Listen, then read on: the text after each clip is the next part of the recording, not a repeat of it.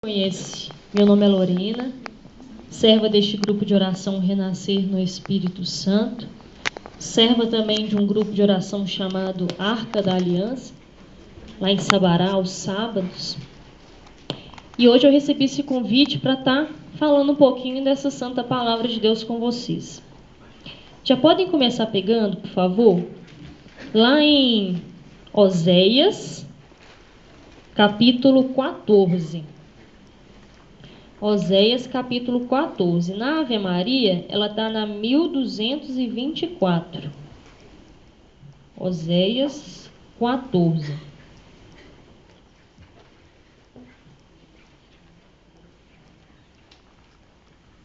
Amém?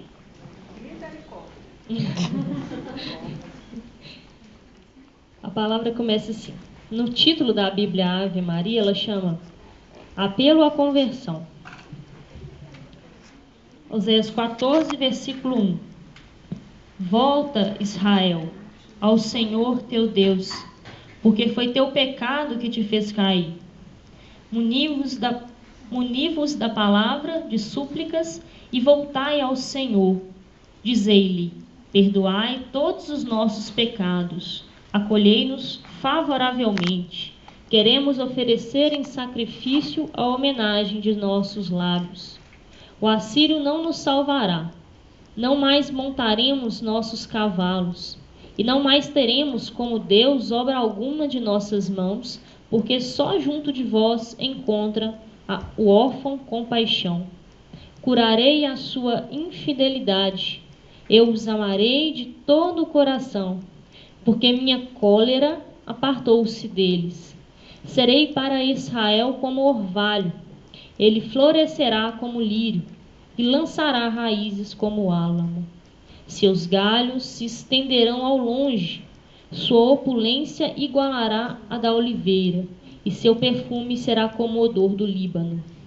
Os de Efraim virão sentar-se à sua sombra, cultivarão o trigo, crescerão com a vinha, e serão famosos como o vinho do Líbano. Que terá ainda Efraim de comum com os ídolos? Eu mesmo que os afligi, o tornarei feliz. Eu sou como cipreste sempre verde, graças a mim é que produzes fruto. Palavra do Senhor. Graças a Deus. Então, durante toda a história da humanidade, a gente tem a figura de um Deus que se compadece por nós. Lá no Antigo Testamento, lá nos primórdios, em Gênesis, a gente já começa a ver o primeiro pecado, né? O pecado de Adão e de Eva. E esse pecado de Adão e de Eva fez com que eles mesmos se afastassem de Deus. Não foi Deus que se afastou deles. Nós tínhamos acesso ao paraíso onde não teríamos dor e nem sofrimento.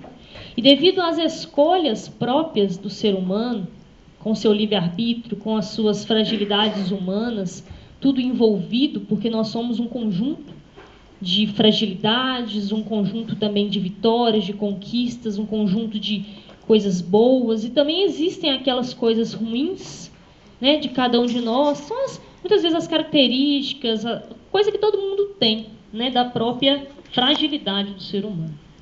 E com isso, eles fizeram uma opção por se afastar de Deus.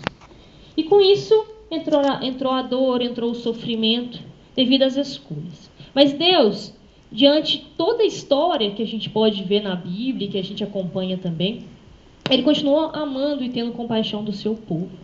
Porque Ele, mais do que nós, Ele conhece as nossas características, Ele conhece quem somos.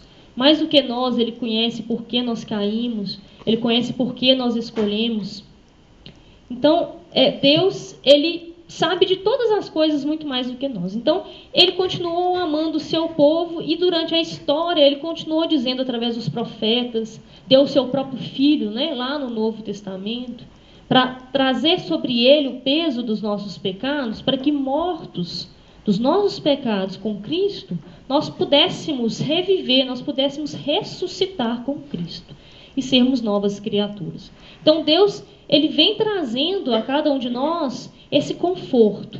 Assim como Oséias foi um profeta também da conversão, ele dizendo para o povo: volta a Israel, porque Israel tinha pecado contra o primeiro mandamento do Senhor, que é amar a Deus sobre todas as coisas. Israel estava colocando coisas no lugar do Senhor. Israel estava voltando para um deserto. E quando eu digo Israel estava morrendo, estava morto, eu não digo a morte física. Eu digo a morte de dentro. Israel fazia escolhas e com isso tornava o povo de Israel um povo que sofria, um povo que tinha isso, né? Essa morte espiritual, essa morte interior.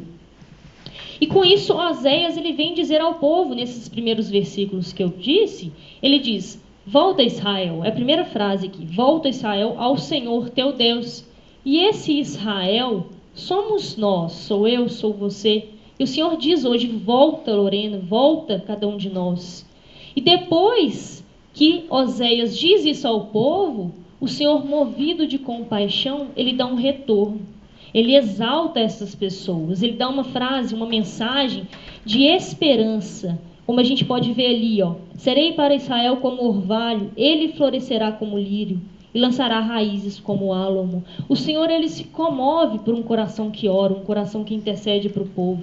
Por isso a importância da oração. O Senhor foi nos dando vários sinais do seu amor durante toda a história da humanidade. Talvez nós não vimos, talvez nós paramos naquele erro, mas o Senhor ele foi mostrando que não, que você é muito maior do que o seu erro, que você pode ser uma pessoa melhor porque o Senhor próprio já carregou todo esse peso.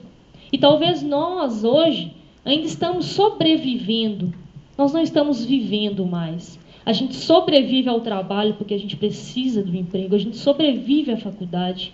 A gente sobrevive a nossas famílias, a gente já não vive mais. E o Senhor ele vem nos mostrar que hoje que essa mala pesada, que muitas vezes a gente carrega, ele já carregou uma muito maior por nós. Ele já pegou tudo aquilo que foi nosso, né? E se moveu de compaixão pelo povo. Lá em Oséias, capítulo 11, não precisa nem de pegar, não. O Senhor nos mostra mais uma vez esse exemplo de amor e compaixão. No título ele diz: o amor incansável de Deus prevalecerá. Porque Deus não é esse Deus que muitas vezes a gente pensa, né? Que fica lá no céu anotando o que eu fiz de errado hoje. Ele não tem um bloquinho de notas que fica anotando o que eu errei e o que eu deixei de errar. O que ele tem é um amor que é mistério.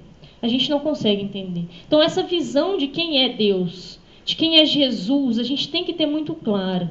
Que é um Deus que se comove. Lá em Oséias 11, ele fala muito bem. Lá no versículo 8, ele diz: como poderia eu abandonar-te, ó Efraim, ou trair-te, ó Israel? Como poderia eu tratar-te como a dama, ou tornar-te como Seboim? Meu coração se revolve dentro de mim. Eu me comovo de dó e de compaixão. Então, mais uma vez, Deus, ao mesmo tempo que ele ira com aquele povo, né? Porque o povo é um povo de cabeça dura, um povo que muitas vezes vai cometendo aqueles erros, vai caindo e vai se machucando. Deus, ele se comove. Ele não aguenta. A gente tem provas disso ainda muito mais sublimes, né? Nas revelações que Jesus, ele fez a Santa Faustina, né? Não sei se vocês conhecem, Santa Faustina, secretária da Divina Misericórdia, e o Senhor, ele queria usar de misericórdia para aquele povo. É como se ele falasse: não, eu não quero fazer isso, eu não quero fazer o mal, eu me comovo, eu sinto dó. Esse povo precisa entender quem sou eu. Eu sou um Deus movido de compaixão. O Senhor, ele corrigia as pessoas por meio dos profetas, ele mesmo, né? E as pessoas ainda não entendiam, mas será por quê? Esse pecado original, isso que nós carregamos muitas vezes, que traz em nós esse peso, essa sensação de mal-estar, isso que muitas vezes o nosso coração anda triste, desanimado, e a gente não sabe por quê. Às vezes a gente comete atos, assim como a Sandrinha falou no início, às vezes você fala assim: por que eu fiz isso? A gente não sabe muitas vezes, mas se a gente parar nesse ato, a gente não vai ver o que de bonito tem por trás desse ato. Porque o pecado, quando a gente fala em pecado, como diz André, é misericórdia, né? A gente assusta. Mas Deus não quer exaltar aqui o seu pecado, porque isso já tem gente demais que faz. Deus quer exaltar aqui a misericórdia, porque à medida que o seu amor, o seu coração for comovido com esse amor, for cheio, a nossa tendência é se afastar do mal. Então, uma vez que o nosso coração cheio de Deus, uma vez que a gente está lá no primeiro mandamento, que às vezes a gente fala assim, nossa, esse tanto de mandamento aqui, às vezes eu não consigo cumprir o 9º, o 10º, o 5º, mas se a gente cumprir o primeiro, eu tenho certeza que os outros vão passar, a gente não vai dar muito valor para eles, porque o primeiro, que é amar a Deus sobre todas as coisas, a gente colocar Deus sobre todas as coisas da nossa vida que a gente for fazer. E esse pecado, que é como se fosse algo que entra dentro de nós, assim como uma espinha, e vem machucando, machucando. E o Senhor, em várias passagens também, quando Ele diz, os teus pecados estão perdoados, vai e não voltes a pecar, o que Ele quer dizer? Ele quer dizer, olha, se você cometer esse ato de novo, o seu coração vai doer de novo. Você vai ficar mal de novo, então não volta a pecar. Mas se voltar, eu estarei lá. É assim que o Senhor nos faz no sacramento da reconciliação. O Senhor nos dá a cada dia as certezas da visita dEle incansável na nossa vida, desse amor incansável na nossa vida. Esse amor que não se cansa. E nós, muitas vezes, o que aconteceu com Adão e Eva? Eles tiveram vergonha. Então a gente tem uma tendência mesmo nossa de parar na fragilidade. Então quando a gente encontra com uma fragilidade nossa, a gente para, a gente estagna.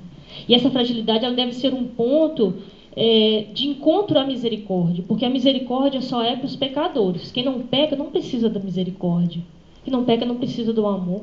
Então é por isso que Deus, como Ele sabe que todos nós precisamos deste amor, aí que Ele não se cansa. O Luciano hoje ele trouxe um cartãozinho, não sei se todos vocês pegaram, e como foi providente, né?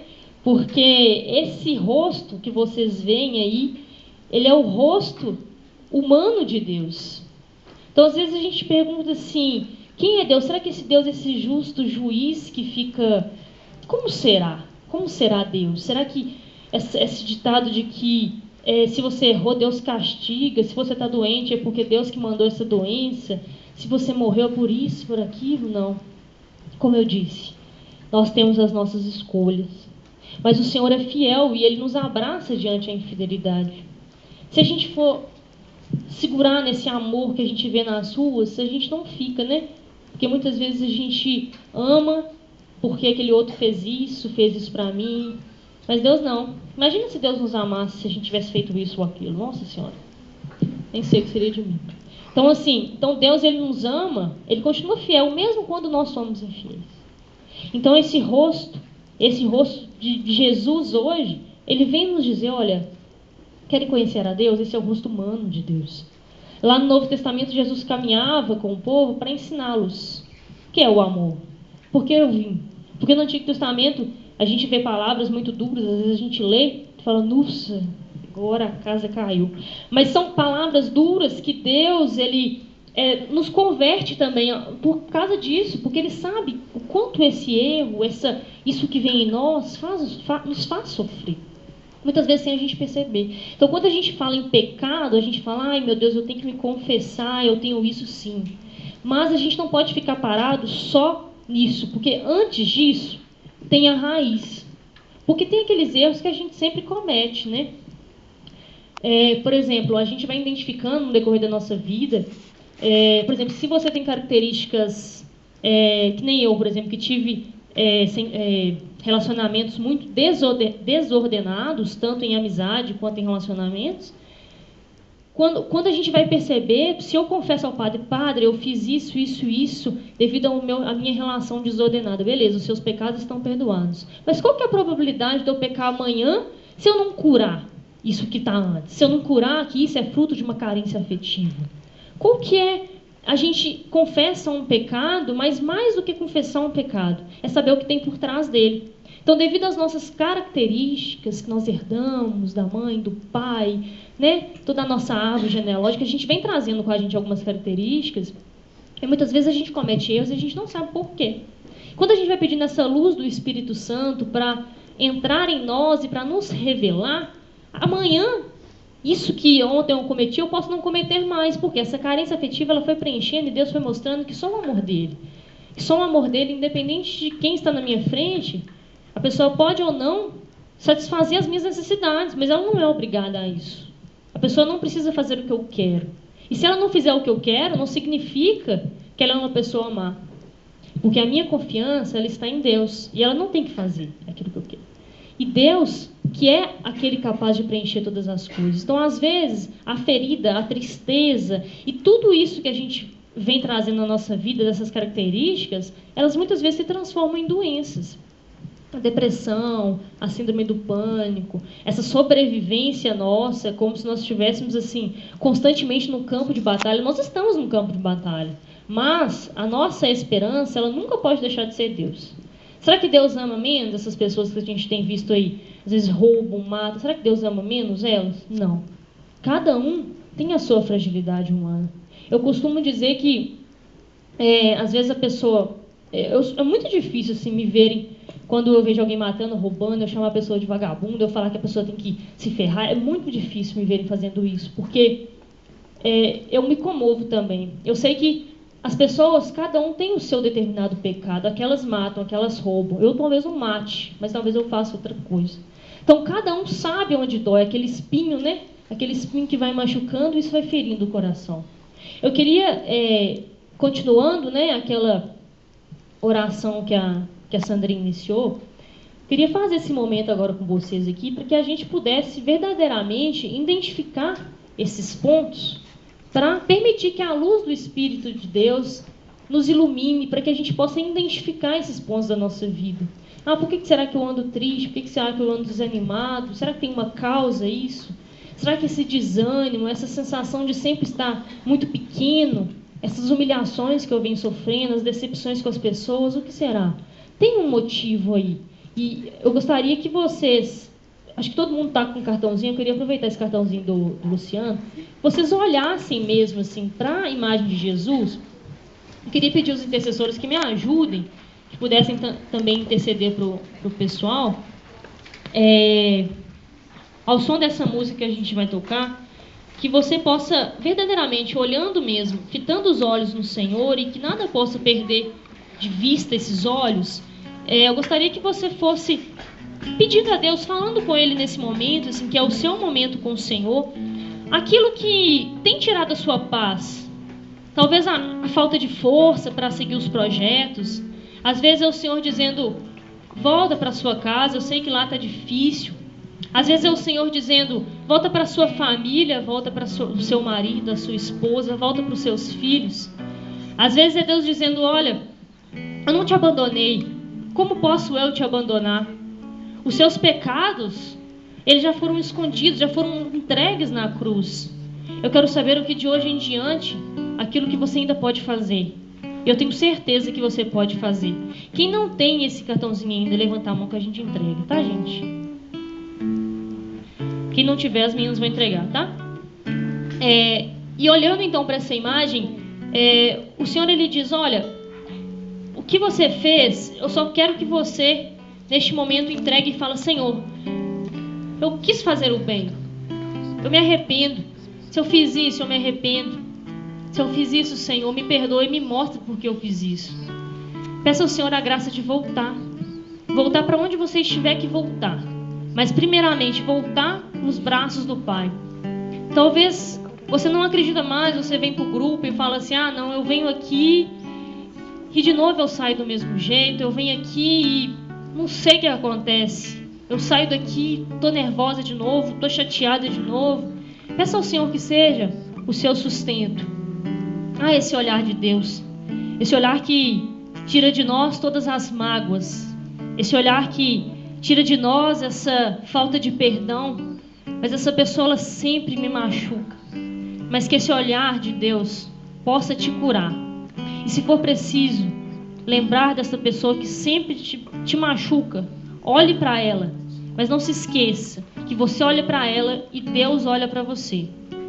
Não se esqueça que isso que você vive tantas vezes, essa batalha, esta luta, isso tudo que você tem vivido, esse amor que talvez você sente falta, essa carência afetiva, essa sensação de impotência diante de alguma situação, é o Senhor quem realiza. essa vontade de desistir que bate. Eu não consigo mais ser perseverante. Às vezes as pessoas viram e falam tanto de coisa para você.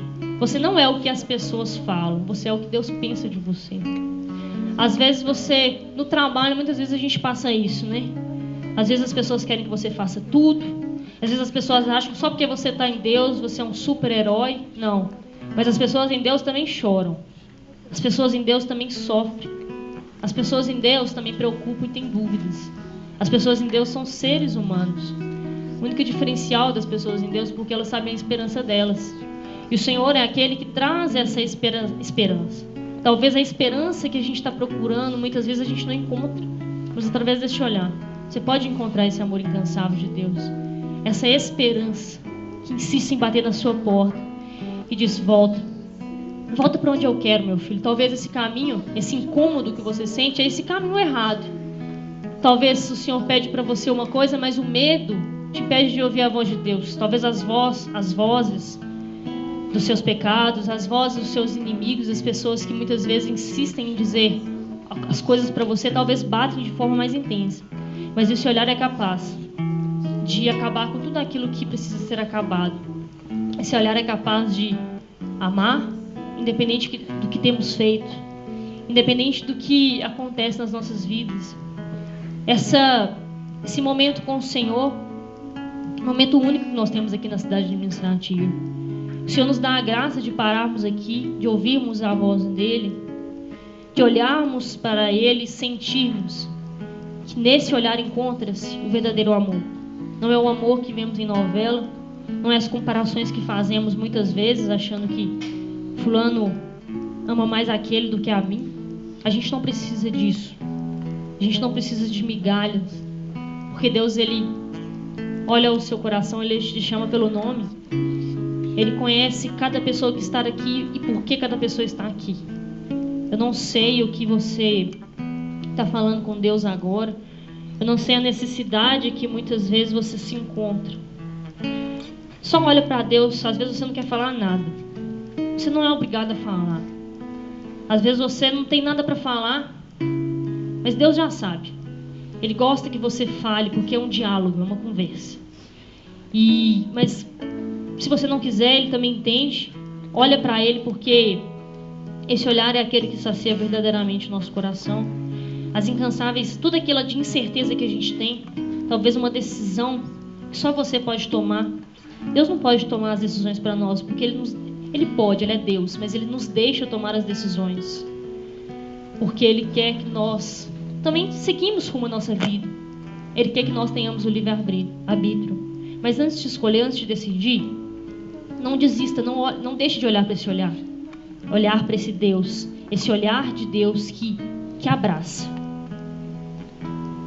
Agora, olhando para esse olhar ainda, ouça essa música, que você possa, aquele amor que você não recebeu hoje, talvez do seu filho, da sua mãe, do seu esposo, da sua esposa, talvez aquele carinho que você não recebeu, aquilo que tem aí no seu coração, deixe receber por Ele.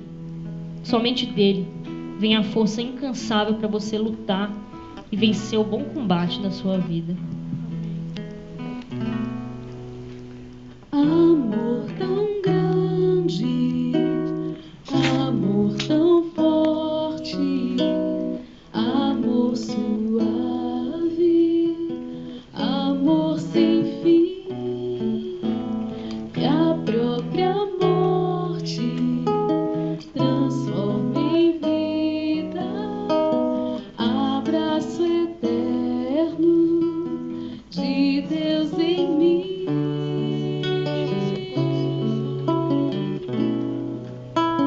Nem as correntes das grandes águas conseguirão apagar esse amor, pois suas chamas são fogo ardente, mais do que a morte é tão forte esse amor.